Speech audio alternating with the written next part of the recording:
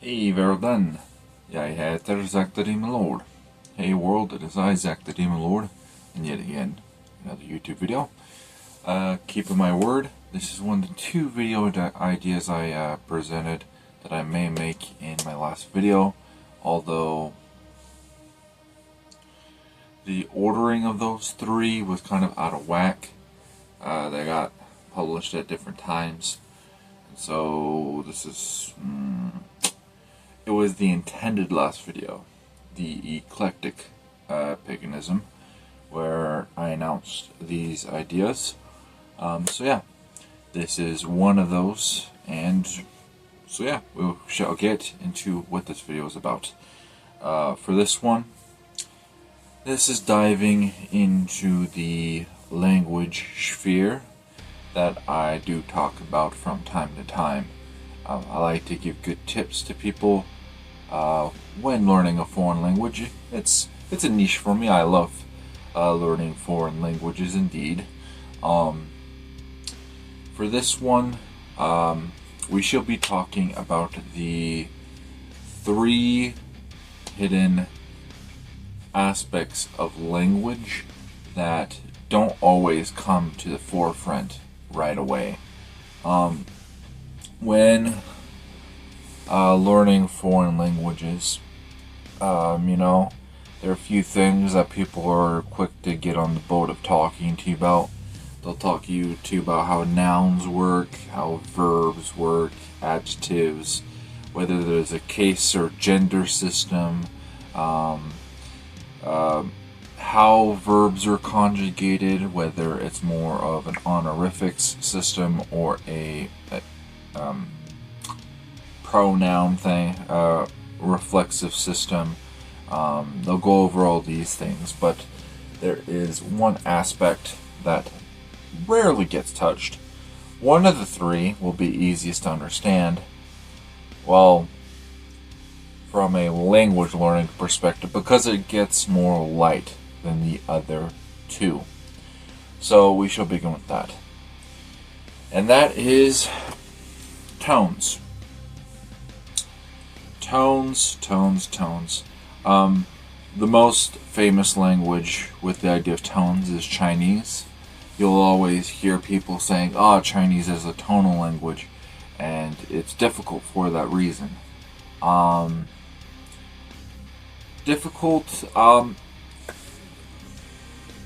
do I explain this? I think it is difficult. Tones are difficult to learn.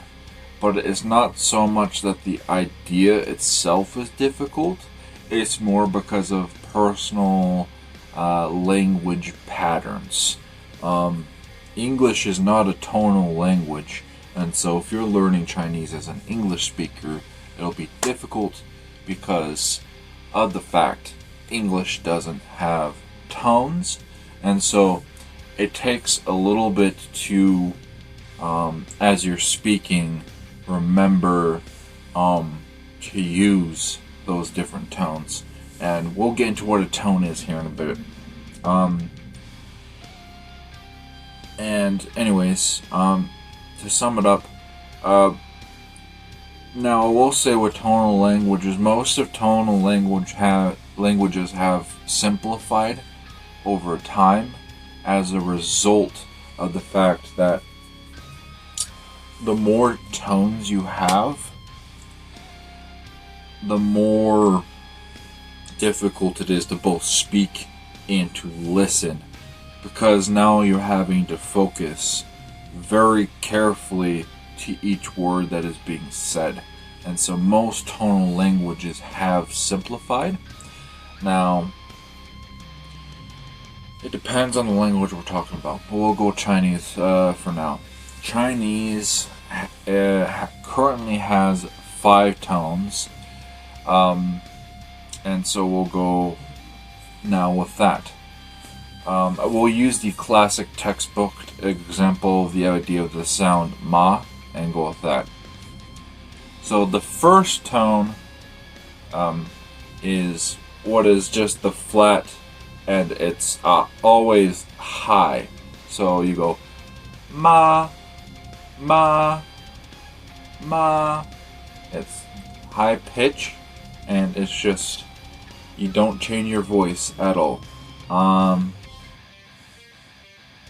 And then there is a rising and a falling tone.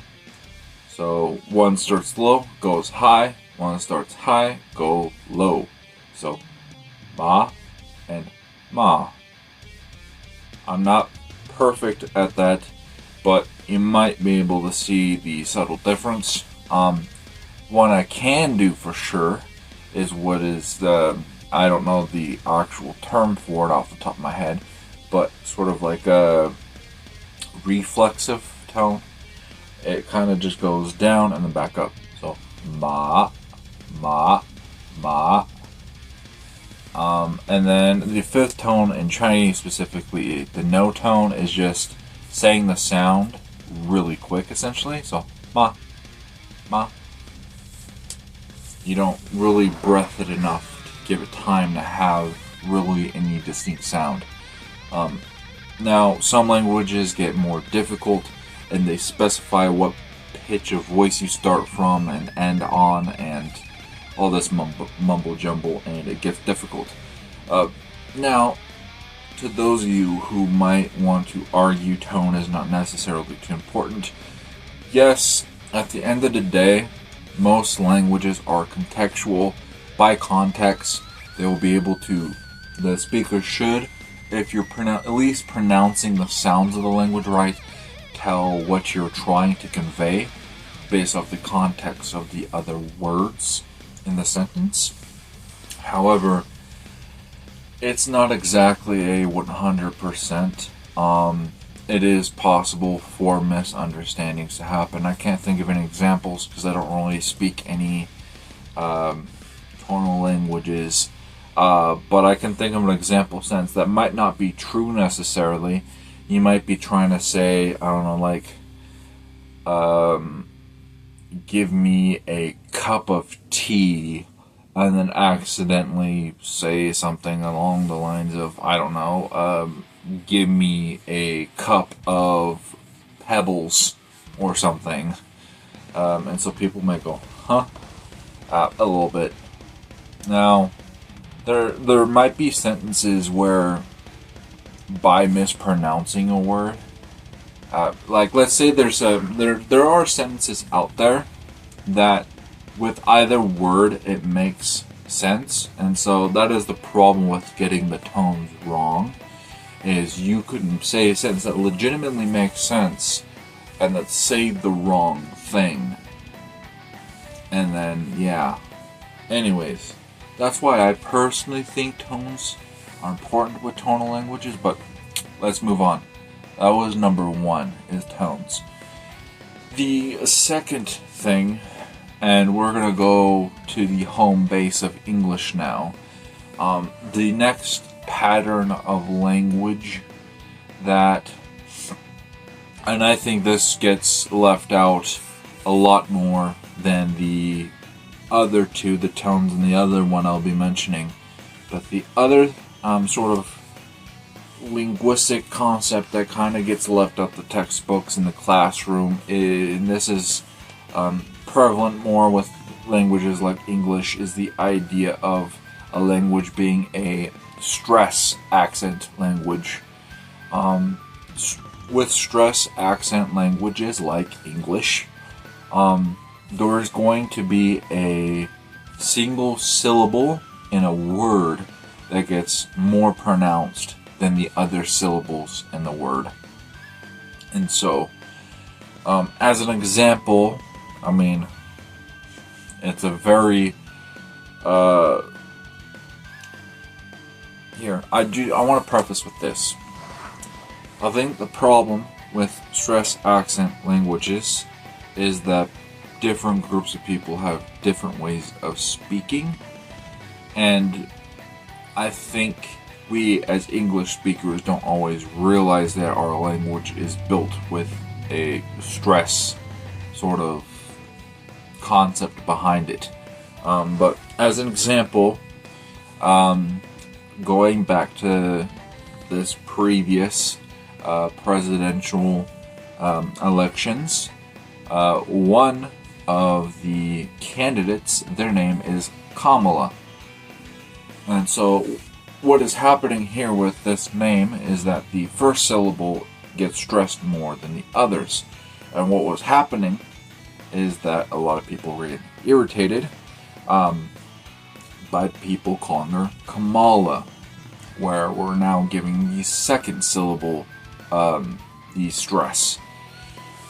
I'm going to set those two side by side and you can hear it for yourself. Kamala, Kamala, Kamala, Kamala.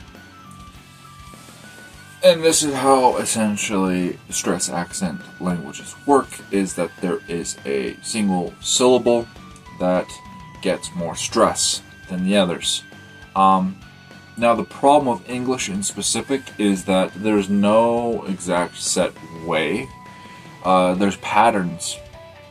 And this is because English is such a global language. And so that's kind of hard to exactly track. But we shall give you some more examples too of this. But I just want to preface the reason, a key example of this though is when you try and take American English and compare it to UK English.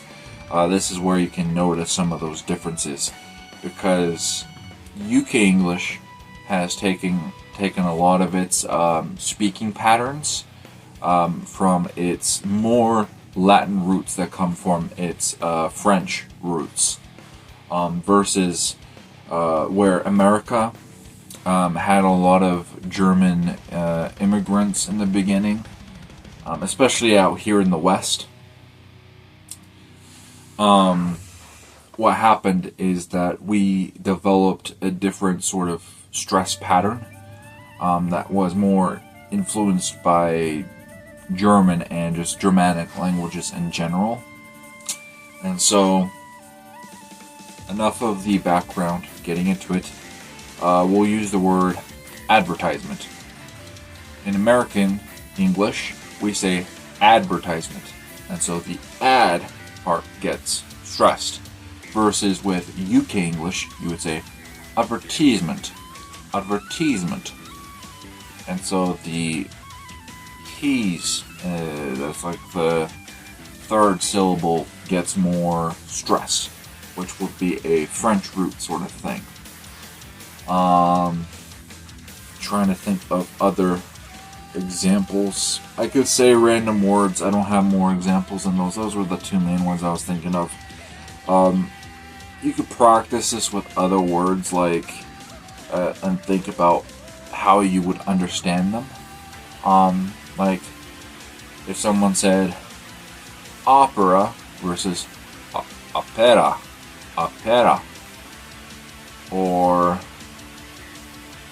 Vikings versus Vikings, or I'm just looking around my word or my room for different word examples.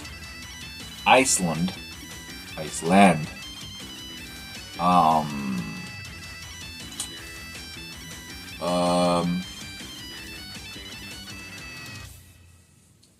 Formula. I don't know. I can't think of any other words really, but that should give you enough example to see how that works, where there's a syllable that gets more focus than the others. Anyways, moving on, we shall go into the final boss. And the reason why I picked this one for last is I think overall it's the hardest one to grasp. And I mean, it's not the hardest to grasp necessarily, but like overall, like, how do I go about this? Let's just get into it. The last one is the idea of pitch accent. I think the problem with pitch accent is it's kind of a mix of the two ideas. Tone is a part of it, definitely. However, you can also think of it more in stress terms as well, because with pitch accent, when you are speaking, you want to try and over the course of the sentence, certain words will come out at a certain pitch. And this can change the meaning of things. So, unlike with the Chinese, where it's like the same sound but different pitches convey different words or ideas, it's more so like over the course of the sentence, different words will have different pitches, and they will connect with certain pieces and parts of the language that then influence the pitch as well. I think we just need to get into examples. A key example of this is Japanese. You can also look at other languages too. Swedish and Norwegian, or at least it claimed to be very pitch accent oriented. But yeah, an example they will always give you with that is that in Swedish, if you say banan, that would mean banana, but if you say banan, that would mean the train station or something like that. Anyways, the station or something. But you'll see it more with Japanese, definitely. Two key examples they will always share with you if they go over pitch at all is hashi and hashi. Hashi, hashi. And then ame, ame, and ame. I always forget which is which because I just always remember them as just the sounds. I'm not very good at keeping track of the pitch accent stuff because they don't really mark a lot of books to have that integrated into them, so you don't really study it that way. I think in order for me to understand and grasp the pitch more, I would definitely have to live in Japan and speak with Japanese people to catch it more. Of course, I watch anime. I sometimes, watch different videos on YouTube in Japanese and stuff. But I think spoken-wise, at least, to grasp what is being said and how it's being said, I don't have to definitely live in Japan, speak with people, have that experience. But that's enough of that. We will put which ones are which, but with the hashi example, one is bridge, one is chopsticks, and after I'll edit this. Hashi is, and hashi is. Ame is, and ame is. Okay. But yeah, and so over the course of the whole sentence, pitch will be a thing you need to focus on. I can say a few sentences, I guess. Maybe you can pay attention to how I say things, and correct me if I'm wrong, too. But I'll try to say them as good as I can in Japanese, and then you can make an inference off of that. I'll just introduce myself very simply. So yeah. こんにちは。ザックと申します。アイドル州から来ます。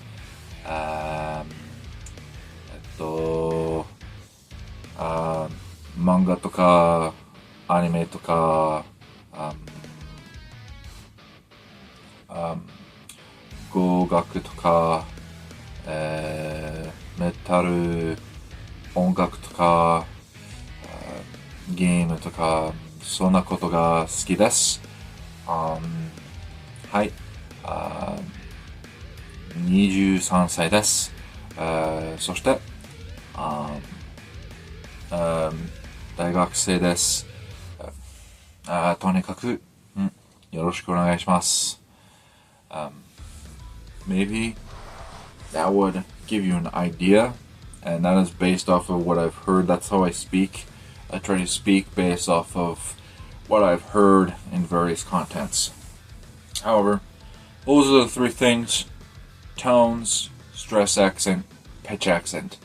This is the trifecta of learning foreign languages that from the start you will get zero information on. They will completely skip it usually.